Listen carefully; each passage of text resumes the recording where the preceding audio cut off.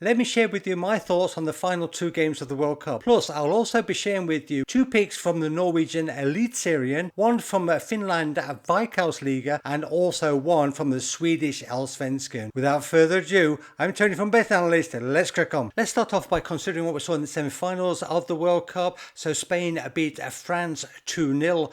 If you look at the XG, the expected goals from that game, it was 1.70 for Spain and 0.35 for France. So a 1.35 difference, so you can say, a 1 or 2 goal difference was more than fair. Now, we've got to mention that De La Fuente's men did a fantastic job of squeezing the French. They actually allowed their opponent to come at them, only had 49% possession themselves. France had 51% possession, but at the back, they were really solid. They filled all those gaps. They really frustrated the likes of Mbappe, or at least he was never in the game. And while Dembele tried his best, shooting from a distance, he wasn't never going to get any joy. And that's the thing. If you stop and look at this Spanish team, they don't necessarily have much depth. You've got Yamal, obviously he's a super talent from Barcelona. You've got Rodri, who's obviously been at the very top. But for the rest of the players, a lot of them wouldn't necessarily get in other teams in this World Cup. But what they do is keep the ball, maintain it. They've got self-control and they know how to play this game of football. And that's why they deserve to be in the final. And as far as the other game went between England and Argentina, what can I say? I was just absolutely in disbelief for the whole second half. After England took the deserved lead, they played the better up until that point. Unfortunately, they made the ultimate mistake of sitting right back, soaking up the pressure, or at least trying to. Thomas Tuchel was totally ineffective with his changes. In fact, in my opinion, he made some devastating mistakes, brought in 3 defenders for more effective players, gave England absolutely no outlet whatsoever, and from then on in, England were literally sitting within their 18-yard box and just fighting off Argentina. England could never get forward. They looked really leggy. The likes of Bellingham were totally out of the game. Harry Kane wasn't to be seen, and most of the England players really performed badly from then on in, from 60 minutes onwards at least.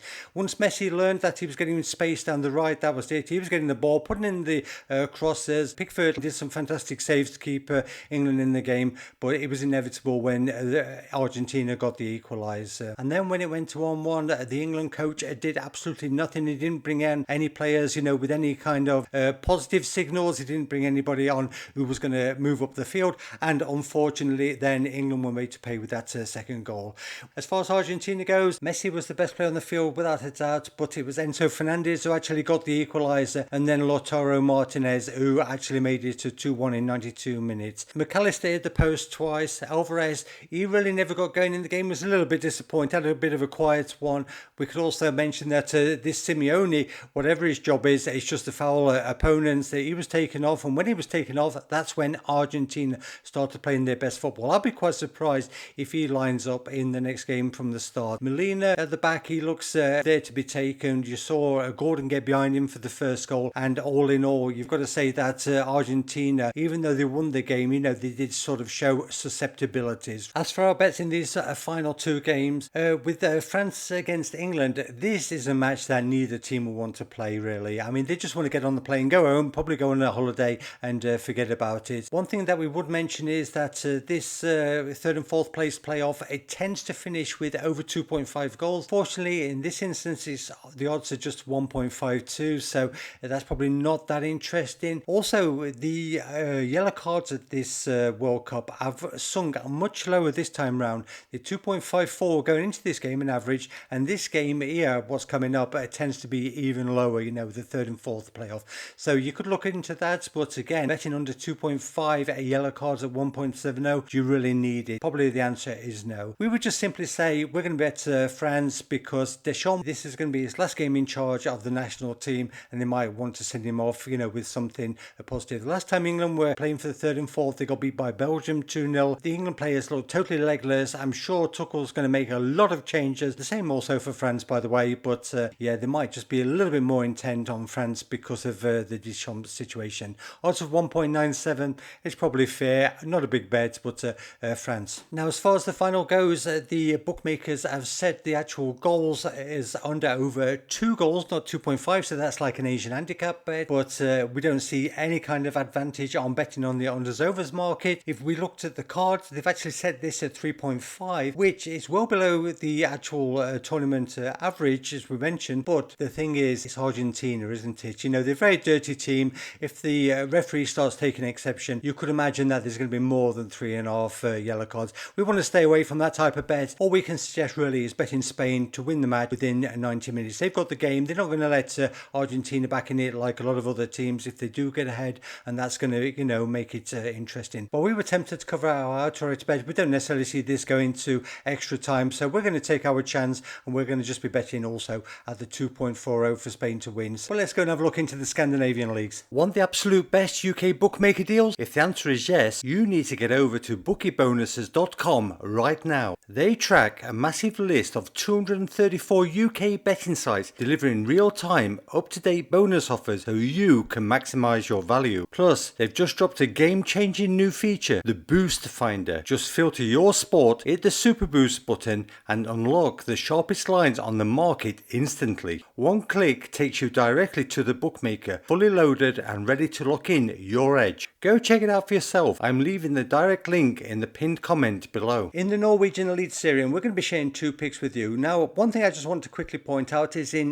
Norway, 55.3% of the matches have been won by the home team, so maybe a strong home bias this season. So let's go on to our first game, and that's going to be between Molde and Brann. That is the 5th against the 8th in the league table as it stands. 4 points separate the two clubs, but Molde do have a game in hand. Now, if we go back to the last campaign, what we can say is that Brann finished well above Molde in the table, but they did lose both fixtures to MFK. In fact, the one in this stadium ended 4-0 and the reverse match ended 0-3. We can also mention that Molde invested about 7 million on new players, whereas Brann actually cashed in around 10 million on player transactions. So that's maybe why they're suffering a little bit this season. And on that score, Brann recently changed their coach. Eirik Orneland came in as the new coach, and in his first game in charge, they beat Start 2-1. It was a close game, nothing special. We didn't see any major improvements, so that's one thing to take on board. And we also would want to mention that on the road, they're just 2-1-4. That compares to MFK, who are 5-0-1 at home. We are taking the host Molde for this one at odds of 210. Our second pick on the Norwegian League is going to be on the match between Lilleström and KFUM Oslo. That is the 4th against the 14th. Now, Lillestrøm, they were promoted at the end of the last season. They actually won the second league by a massive 25 points. During the season break, Odegaard was allowed to bring in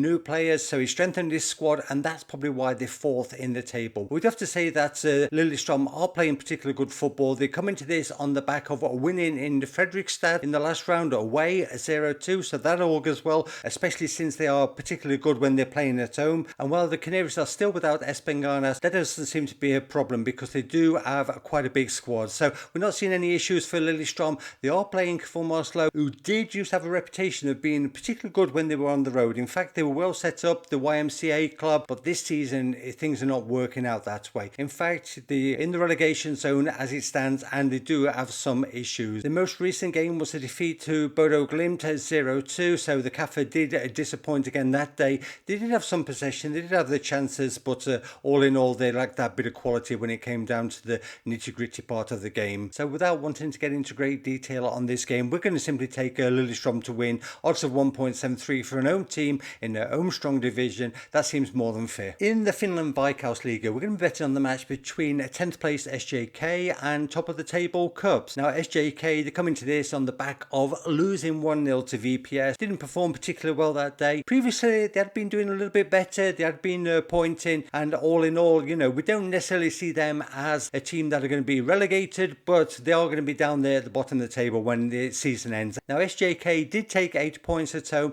and to be fair to them, they are unbeaten their last 3 matches against today's opponent KuPS. But we have to say that match early on in the season that finished 0-0 was much the better team. The joke was on them not being able to get a goal. They had enough chances, failed to find the back of the net, but that's the way football goes, especially in places like Finland, which are relatively low scoring leagues. But to be fair, since then, Mika Utinen's men have stepped it it up. They've won their last 3 games, looked particularly sharp in the last couple, and really are starting to get it together. The reason they're top of the league is because they are the best team in Finland by quite a bit, and we just think that they've got the bit between the teeth now. Odds of 2.21 is a massive odds for a team of this quality playing away against SJK. And a quick one on the Swedish Allsvenskan. We're going to be betting on the match between 9th placed AIK and 5th placed GAIS. Now only 1 point separates the two clubs coming into this round, and we do have to mention that AIK actually have a game in hand. So obviously that can be a bit of a changer. As far as AIK go, they do come into this on the back of winning the last 2 away games. They beat last year's champion Molde in the last round 1-2, and they beat Göteborg before that by the same scoreline. The coach Jose Rivero seems to have most of his players available, and they are definitely starting